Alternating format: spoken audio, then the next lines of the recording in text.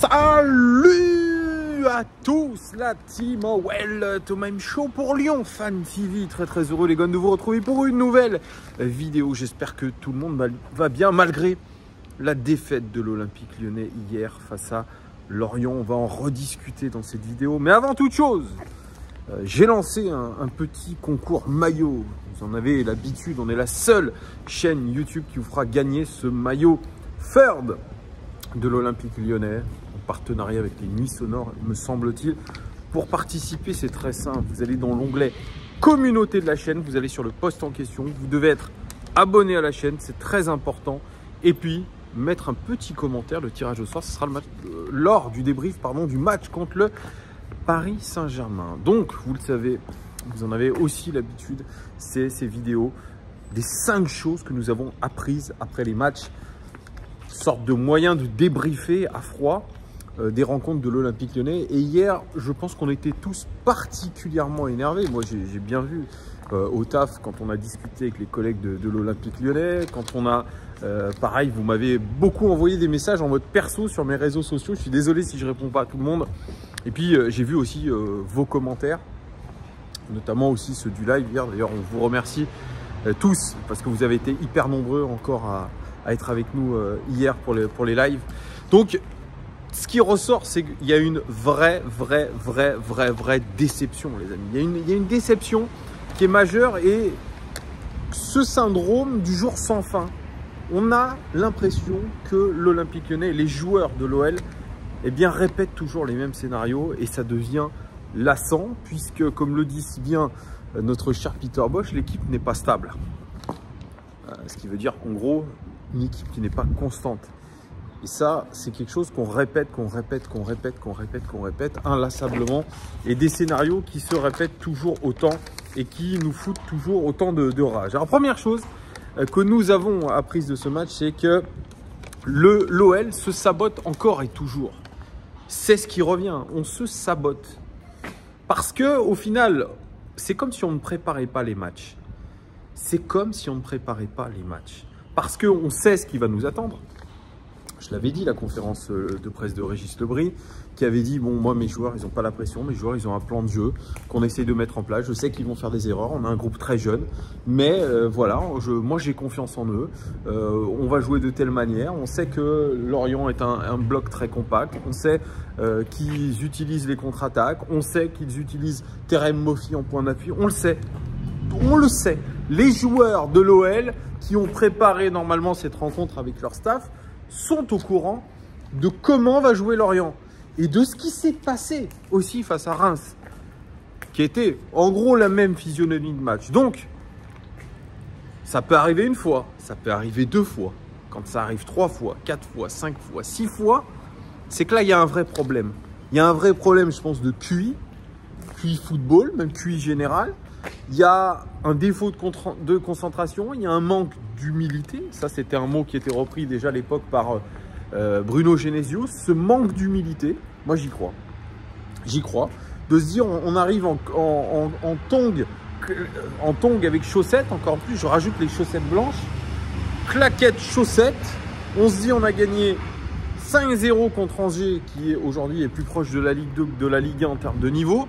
On se dit, ben, tranquille, on va aller à Lorient, ça va bien se passer, on est sur une bonne dynamique. On nous a en plus astiqué dans le bon sens en disant que l'OL avait fait un très bon mois d'août en termes de résultats. Ce que j'ai fait, parce que j'ai fait une vidéo. D'ailleurs, il y en a certains qui se sont foutus un peu de ma gueule en disant « Ouais, t'as fait une vidéo où t'as dit que c'était un super début de saison, les résultats étaient… » Oui, on a fait un super début de saison avec des résultats qui étaient là. Par contre, j'ai nuancé en disant que le jeu n'était pas au rendez-vous et que je préférais avoir un jeu pourrave et avoir des résultats que l'inverse. Sauf que là, non seulement on est pourrave dans le jeu, mais on n'a pas le résultat escompté. Voilà. Donc, ça ressemble finalement à un début de saison en trompe-l'œil. Et ça aussi, c'est peut-être une première chose bis que nous avons appris de ce match, c'est que l'OL a fait un début de saison en trompe-l'œil. C'est un véritable trompe-l'œil. Et oui, puisqu'on a affronté des clubs de moyenne zone et pourtant on a été en difficulté sportive contre eux. Donc aujourd'hui, la réalité, elle est celle-là. Donc l'OL se saborde toujours, en commençant des matchs d'une manière atroce, en faisant des fautes techniques, parce que les fautes techniques, elles incombent aussi à la concentration. Je pense que la préparation des matchs n'est pas bonne. La préparation des matchs n'est pas bonne. Il y a un truc qui fait que les joueurs n'arrivent pas à se concentrer, les joueurs n'arrivent pas à être concentrés sur un même objectif. Et forcément, vous attaquez les matchs de la moins bonne des façons. Regardez-moi qui c'est qui arrive. La star, c'est inopiné, hein, comme on dit. Comment tu vas? On est tombé bien bas quand même hier. Hein. J'étais en train de faire la vidéo des 5 points, des 5 choses, tu vas pouvoir commenter avec moi. C'est parfait ça. Ouais, t'as l'air. Regardez ce qu'il fait avec ses mains, il les frotte, il les frotte. Non, en gros, si on doit retenir quelque chose de ce match, toi t'en as retenu quoi toi? Tourelle, il est disponible ou pas? Ouais, ça c'est les rumeurs qui tournent là. Non mais je suis désolé, Peter Bosz. Déjà, pour l'après-match, sa déclaration elle est lunaire. Il faut courir. Je vais en parler juste après. Attends, bah tiens, on va continuer. Tu vas commenter. J'ai l'impression d'entendre mon prof de PS. Non, mais attends, on va en commenter. Donc j'étais à la deuxième chose que nous avons apprise de ce match. La responsabilité est partagée, mais elle incombe avant tout à Peter Bosz. Et oui, parce qu'on peut se dire, mais comment ça se fait que l'OL n'arrive pas à être constant, n'arrive pas à être bien concentré dans ses matchs? Mais la réalité, tu viens de parler de Peter Bosz. Il est le responsable, lui, son staff, le responsable de la cellule de performance, Antonin Da Fonseca. Tu dis une chose qui est très juste. Tu dis, Peter Bosz, il dit, je ne veux pas entendre parler des systèmes. Je ne veux pas entendre parler de changement de machin. Je parle juste de courir. Sauf que les équipes, elles savent très bien comment on joue. Oui, oui. Après, c'est très facile de lire notre jeu. Bien sûr. On l'a vu contre Reims, on l'a vu déjà l'année dernière. On est 8e. Du coup, ça se passe comment? On va faire comme l'année dernière. On va sortir notre calculette. Ah, alors du coup, il reste 4 matchs. On est à 10 pour la 3e place. Ah oui, c'est encore possible. On joue que le championnat. Enfin, je suis désolé, là, on n'a pas le droit. On n'a pas le droit de faire une prestation comme ça hier. On n'a pas Peter Bosz, il dit, lui, c'est parce qu'on ne court pas. Ici, on ne court pas. Ça serait trop beau hein, de gagner un match. Je veux dire, si les joueurs ne courent pas, c'est soit un problème physique, soit un problème de motivation. Qui, normalement, doit insuffler ça? C'est le coach et son staff. Alors, apparemment, aussi, le coach, apparemment, il ne parle même pas avec ses propres joueurs. C'est vrai, ça c'est vrai. Comment je comprends pas. Moi, Ça c'est vrai, ça c'est vrai. Dans n'importe quelle équipe, il aurait été viré déjà depuis longtemps. Enfin, je vais dire, c'est pas pour être méchant, mais là les résultats sont là. L'année dernière 8e. Là on voit qu'il ne se passe rien dans le jeu. Bon, certes, il y a eu les 4 premières victoires, mais on a joué 4 fois à domicile. Et là, 2 matchs à l'extérieur. C'est une cata. C'est une cata. Tu as dit une deuxième chose. Il n'y a pas de progrès. Tu as dit une deuxième chose qui est vraie.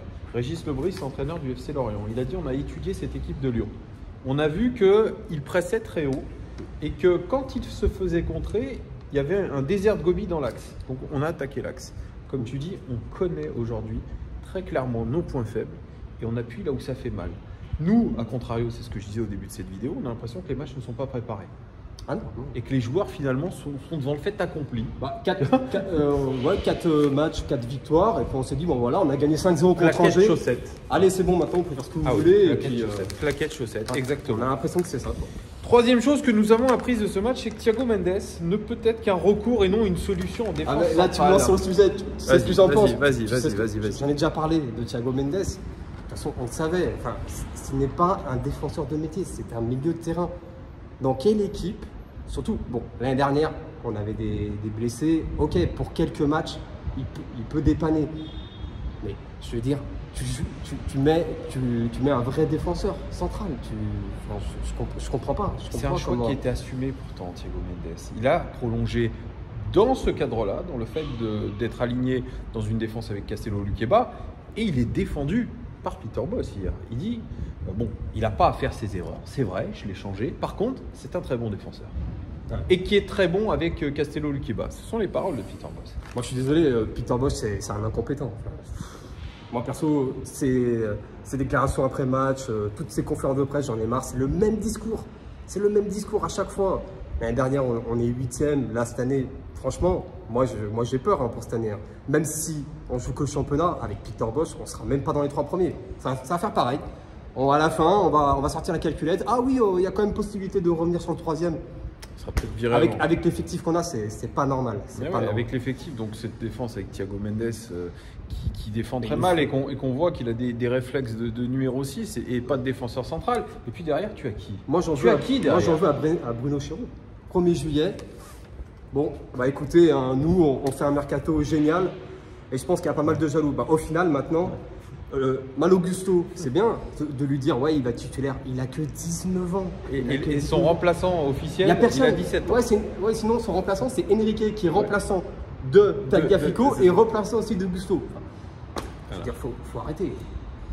Faut arrêter. Moi, je suis complètement d'accord avec toi. Et c'est assumé, parce que c'est assumé par la direction. On a fait, on l'a pas prolongé, mais on a gardé Diomandé sur les derniers moments du mercato. Il n'était pas hier convoqué, je crois qu'il n'était même pas sur la feuille de match. Jérôme Boateng est en retraite, officiellement, quasiment. Jason Voilà. Denayer, qui au final n'a même pas trouvé de club. N'a pas trouvé de club. Alors Et que- puis le J'aurais bien finalement, voulu- numéro j'aurais bien 3, c'est voulu qui? voir Denayer, Lukeba. Ouais, C'est mais- dommage, quoi. Bref. Enfin, Et bref, mais le voilà, troisième, c'est Damien Da Silva qui hier est rentré, qui Alors- fait une rentrée Non, mais- à l'eau tiède, on va dire. Je suis désolé. Enfin, encore une fois, je ne veux pas être méchant, mais Da Silva, je veux dire, c'était juste un homme de vestiaire. Il était là pour encore. remplacer Ben Lamry. Ben Lamry, il jouait pas. Et encore. Ouais, enfin, mais enfin, je veux dire, on l'avait déjà vu aussi. Il avait joué en match de pré-saison. Ouais. Pas bon du tout. C'était une catastrophe. Je suis d'accord. C'était une cata. Donc, Je suis d'accord. Je suis d'accord. alors que tu as un jeune, là, on peut le faire jouer, demander.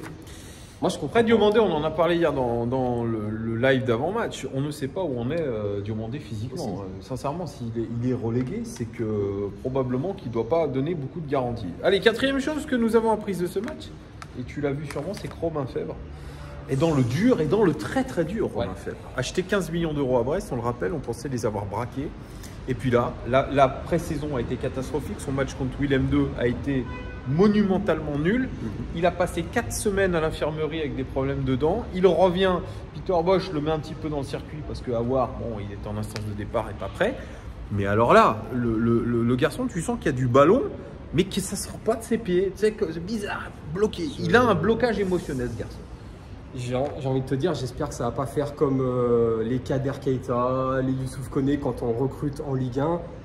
Tout de suite, quand il faut passer un palier, j'ai l'impression quand ils arrivent à Lyon, et ben après, leur niveau, c'est. Jeff Renadevaï. Voilà, pareil. Voilà. Mais. Parce que c'est vrai qu'on dit recruter en Ligue 1, mais quand ils arrivent chez nous, bizarrement, ils n'arrivent plus en Ligue 1. Ah, ouais, c'est ça. La C'est ça. pression, je sais pas ce que. Après, il va peut-être se rattraper, mais c'est vrai qu'on l'a payé 17 millions, c'est ça 15 millions 15. hors bonus. Donc cher. C'est très cher. Franchement, pour un joueur de Brest, enfin, je veux dire 15 millions d'euros, Qui a c'est. la chance d'enchaîner les matchs. Troisième titularisation de suite. Mais alors là, Et au final, il prend du peu. Il Ouais. fait aucune différence. Les replis défensifs, c'est pas ça. Voilà. Il y a quelque chose avec ce garçon qui ne passe pas. Et son remplaçant, c'est qui? Ça serait Oussem Aouar. Parce que Jeffrey Nadeli, tu as compris que voilà, le pauvre, il n'aligne pas un pied devant l'autre non plus. Donc ça devient un petit peu compliqué. Mais Romain Fèvre, nous sommes inquiets pour le garçon. Parce qu'il y a une sorte de dépression qui est en train d'arriver chez lui. Je sais pas, peut-être que... J'ai l'impression que la dépression, elle est arrivée quand Paqueta est parti parce que. Alors il y en a qui disaient après le match contre Angers, on joue mieux sans Paqueta. Oui, ouais, faut se calmer, hein. C'est que Angers en face. Et Paqueta, c'est pas qu'un buteur, qu'un passeur. Il va récupérer tous les ballons, les efforts défensifs. C'est pas Romain Fèvre qui va les faire, hein. Enfin bon. Mais moi, Et pour moi, pour Paqueta, juste pour revenir, pour moi, je ne comprends pas. Il serait resté avec nous.